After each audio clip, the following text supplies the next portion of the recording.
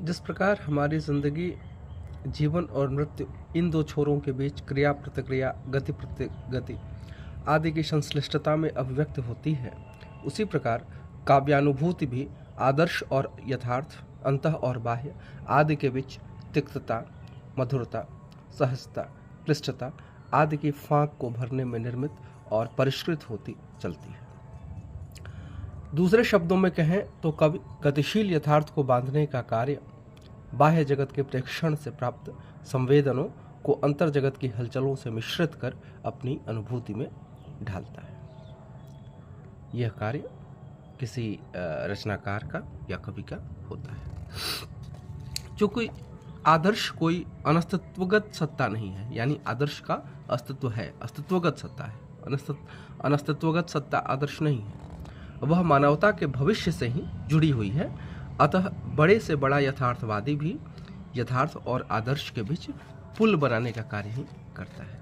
हम किसी भी बड़े यथार्थवादी को देख लें, कितना भी बड़ा यथार्थवादी रचनाकार हो या फिर दार्शनिक हो, वह हमेशा आदर्श से कभी भी मुंह नहीं मोड़ता। यथार्थ का कार्य सिर्फ जीवन में जो झांक रही सच्चाइयाँ हैं उनको चित्रित कर देना ही नहीं होता है, बल्कि उनके माध्यम से जीवन का एक आदर्श चित्र बनाना भी होता है। स्वप्न देखना, गतिशील होना आदि हमारी यथार्थता है और ये हमारे मनुष्य होने के लक्षण हैं। यही कारण है कि एक जागरूक और ईमानदार कवि बाह्य जीवन की वास्तविकताओं को अपनी अंतर छवि बनाकर पेश करता है। यदि अनुभूति की प्रामाणिकता को अपने धनात्मक पक्ष में लिया जाए तो यही उसकी परिभाषा हो सकती है।